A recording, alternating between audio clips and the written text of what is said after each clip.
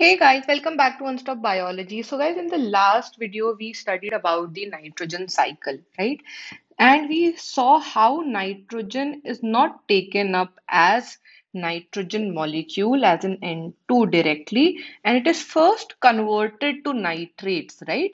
So basically now we know that, there are very few living organisms which can utilize nitrogen in the form of N2, which is available abundantly in the air, right? We have nitrogen as N2 available in the atmosphere, right? So today, guys, we are going to see how this biological nitrogen is converted, how it is fixed in such a form that it can be taken up by the living organisms, right? So basically, there are only certain prokaryotic species which are capable of fixing nitrogen. By nitrogen fixation, we means reduction of nitrogen to ammonia, right? And that we studied in the last video as well. So if you have not gone through the last video, I would request you to go through that as well once, right? So basically, reduction of nitrogen to ammonia by living organisms. If this is done by living organisms, it is known as biological nitrogen fixation, right? So basically, there is an enzyme which is involved, which is capable of nitrogen reduction. Now, this enzyme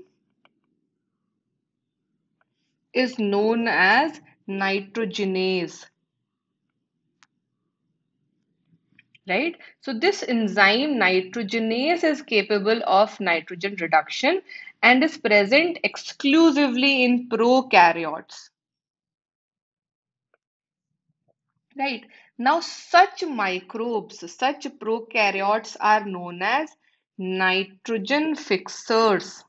They are known as nitrogen fixers. So basically what we are doing is we are converting this N2 into NH3, and this is happening with presence of the enzyme nitrogenase, right? Now these nitrogen fixing microbes, they can be free living or symbiotic, right? So here you can see I have mentioned the nitrogen fixers.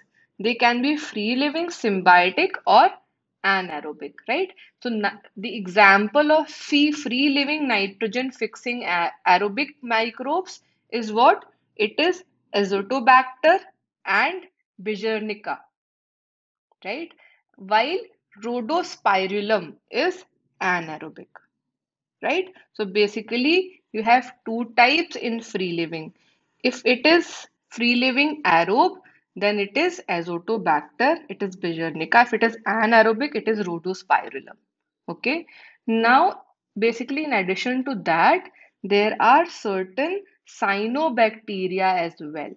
So, cyanobacteria such as Anabaena, Nostoc. These are free living nitrogen fixers or bacteria as well. So these are the examples of the prokaryotes of the microbes which can fix nitrogen in soil, right, or in the plant. Now there is a symbiotic biological nitrogen fixation. So we will understand it word by word. Now, what do you understand by symbiotic or symbiosis? So, symbiotic or symbiosis relationship means a mutually beneficial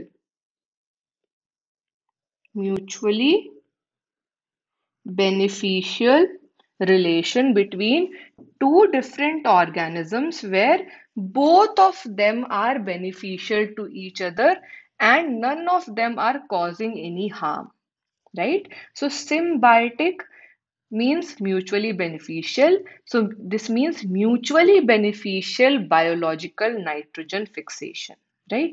There are several types of symbiotic biological nitrogen fixing association, guys, right?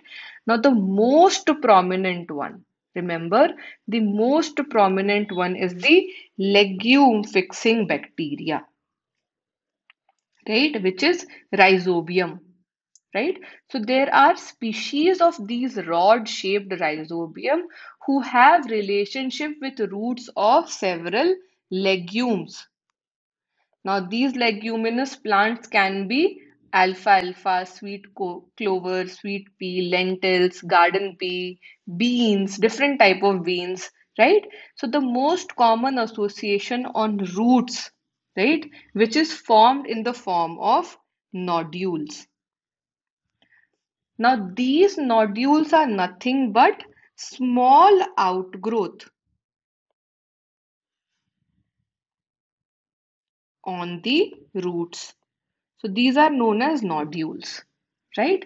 Now say the microbe, right? For example, Frankia is a microbe.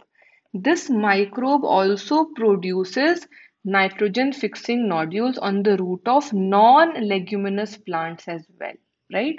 So there is symbiotic biological nitrogen fixation in case of leguminous as well as non-leguminous plants. So Frankia basically produces nitrogen fixing nodules on non-leguminous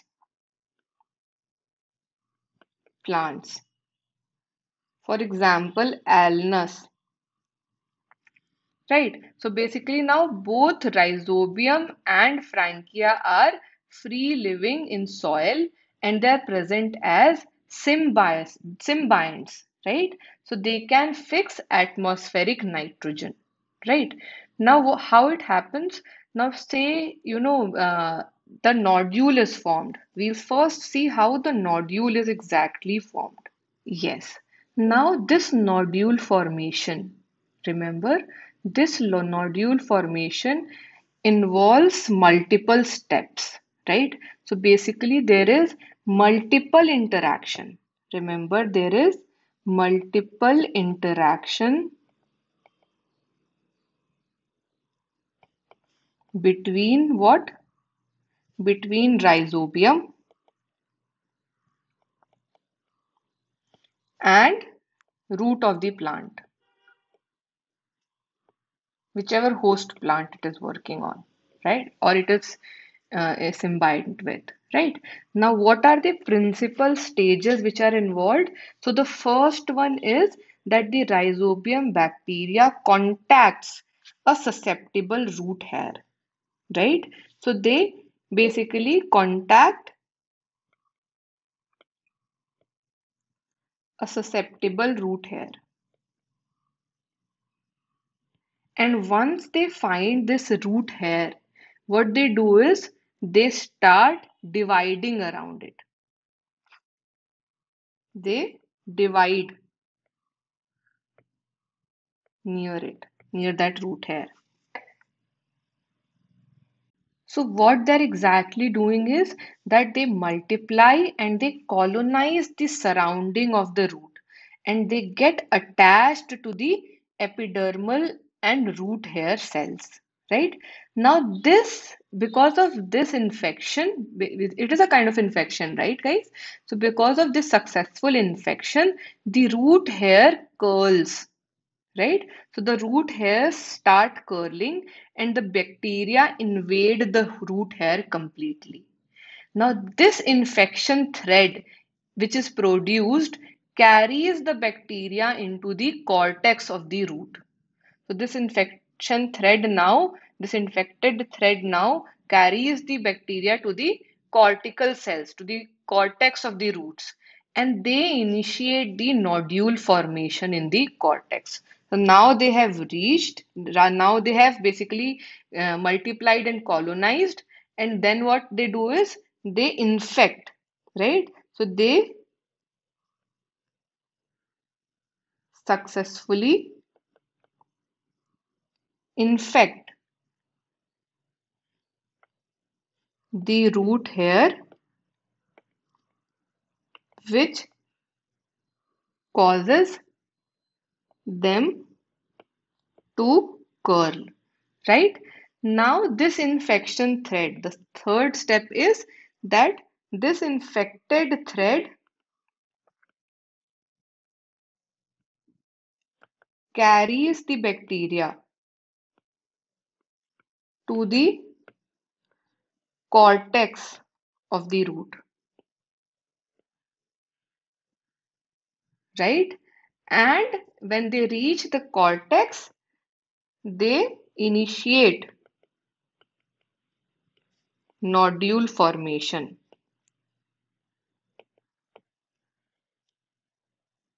right? So basically, what they do is they basically are released from the thread into the cells, right?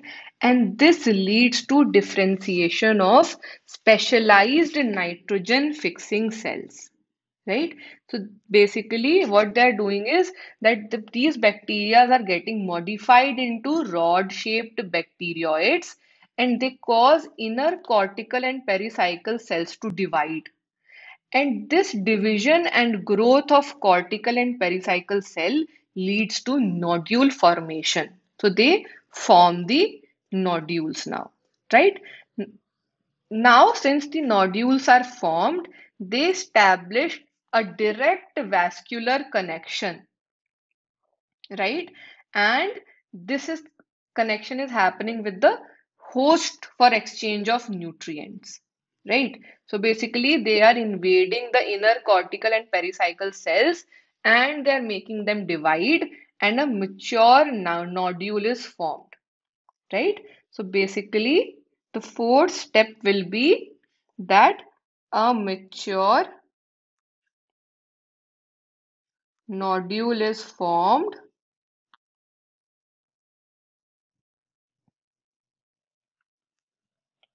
with vascular tissues, right? Which is continuous with the roots,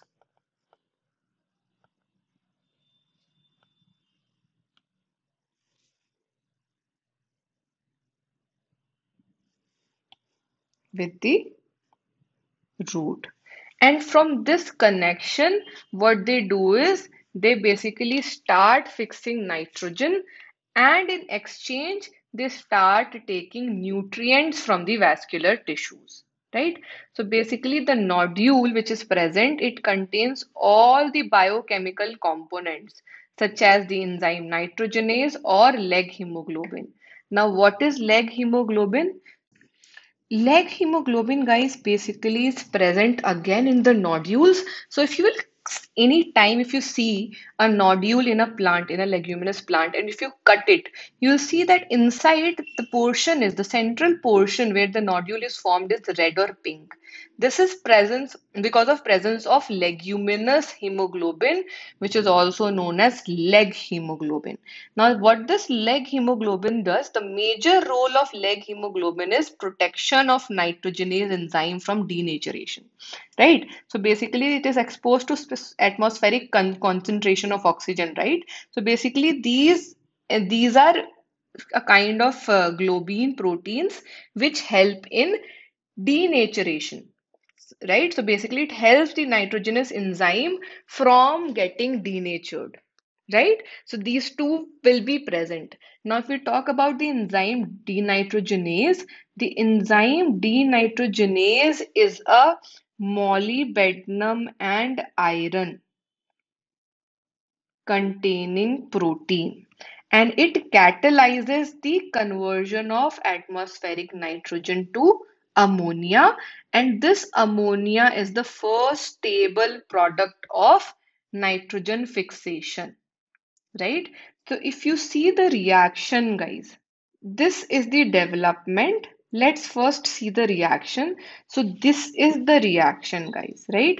So basically this nitrogen is getting fixed, it is using energy, and it is getting converted into ammonia. And this is happening in the presence of nitrogenase, right? Even if you see the diagram here, what is happening is that you have root hair, right? You have root hair, you have soil particles, you have bacteria growing around the root. Now they invade the root, which which starts curling of the root, right? This forms the hook, and these are the bacteria. Now, from this hook, they start entering into the root and they go inside, right? And they reach the cortical cells. And once they reach the cortex of the roots, they start differentiating the inner cortical and pericycle cells, which forms nodule in the roots, right? So now once the nodule is formed, a mature nodule is formed, the conversion of nitrogen, atmospheric nitrogen to ammonia starts with the help of nitrogenase and leg hemoglobin. So this is the entire process of biological nitrogen fixation, guys, right? Now, guys, you'll have to remember that the enzyme nitrogenase is highly sensitive to the molecular oxygen and it requires anaerobic condition. So the nodules have adaptations that ensure that the enzyme is protected from oxygen, and that is what I told you where leg hemoglobin comes into picture. So basically to protect these enzymes, the nodule contains an oxygen scavenger. This oxygen scavenger is leg hemoglobin.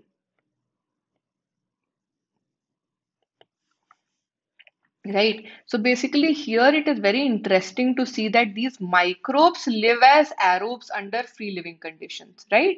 But during nitrogen fixing events, they become anaerobic, right? Now that is why they need protecting the nitrogenase enzyme, right? So let's see the steps of conversion as a reaction as well. Now here you can see the conversion as well, guys. Let me just clear the screen so that you can see this diagram properly, right here. So basically what you see here is this is the enzyme nitrogenase. This is the atmospheric nitrogen. It is coming and binding to the enzyme. So basically this is binding of the enzyme and substrate, and then reduction happens wherein the H, the hydrogen, is released, and again basically there are more hydrogen added. So again it is reduced and more hydrogen is added. Again reduction happens and more hydrogens are added, and you have two ammonia molecules now, right? So basically now this ammonia molecules get released and you have ammonia as a product, and the free nitrogenase can again and go bind to the next nitrogen, atmospheric nitrogen molecule, right?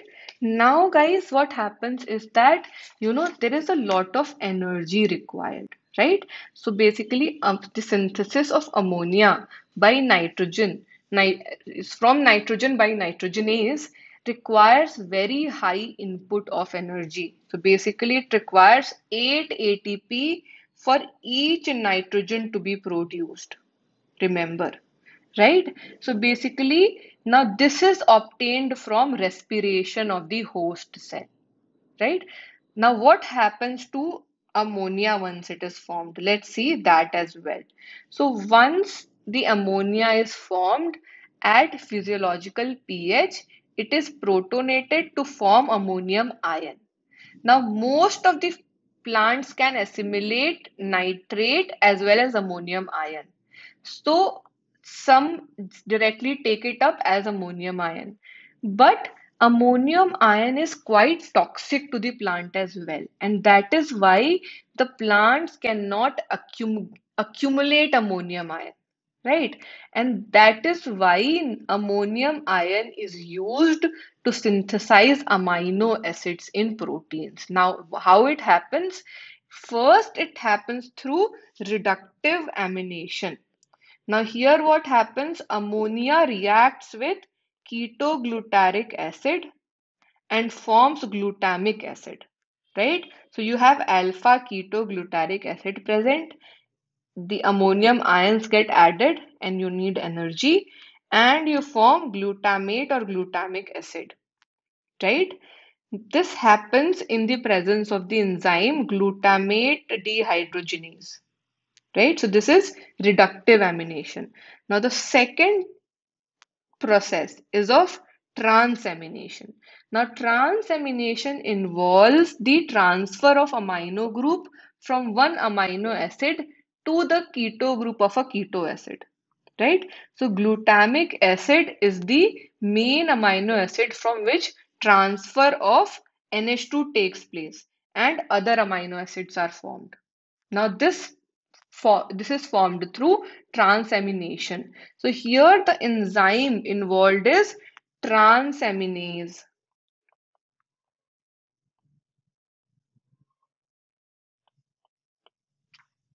right? So transaminase catalyzes such reaction. So here you can see again there is an amino donor, right?